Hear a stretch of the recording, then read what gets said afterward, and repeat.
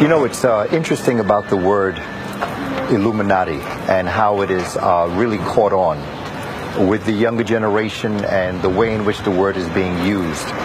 And when we look at the origin of the word and we look at the concept of it, when we're dealing with the Illuminati, we're not dealing necessarily with an organization. We're dealing with a group of people who had sat at the feet of Africans, who we call the Moors.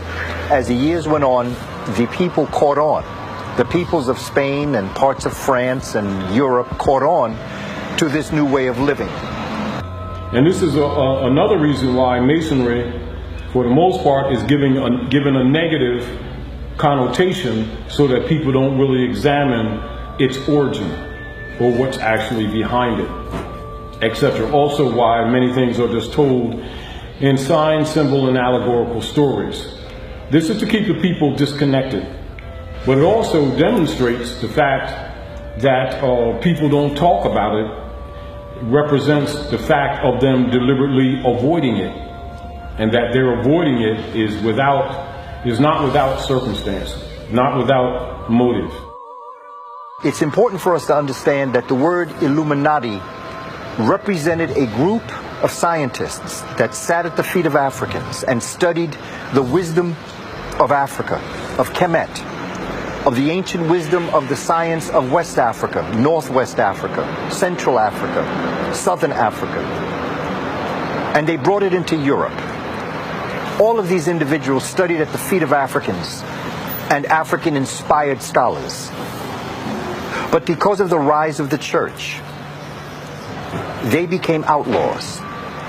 They pushed the idea of science, and the church did everything they could to destroy the fabric of bringing that knowledge into Europe. And so these illumined ones had to go underground. And they became an underground society that perpetuated the study of the soul science of ancient Kemet.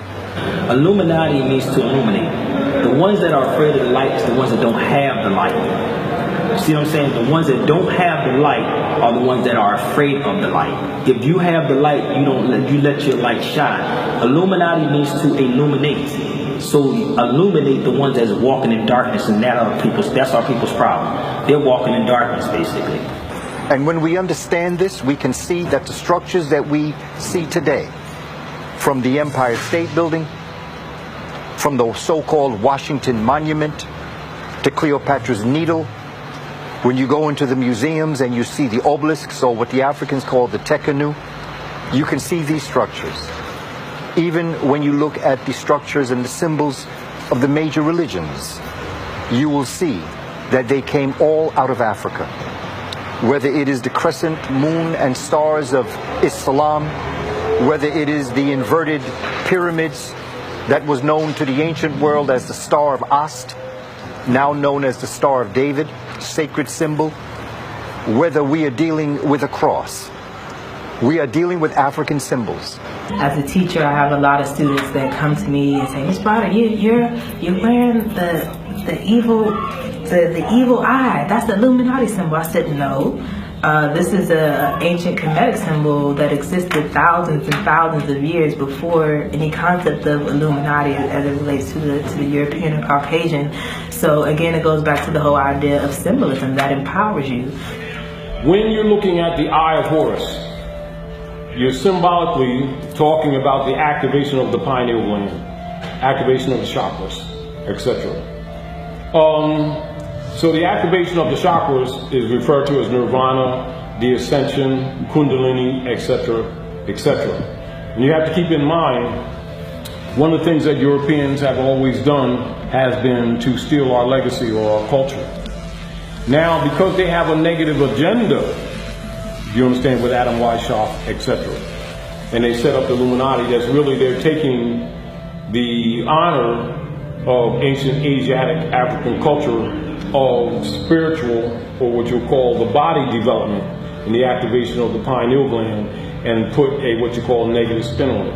They were talking about trying to gain power and control. Every generation and every community, there's somebody trying to gain power and control.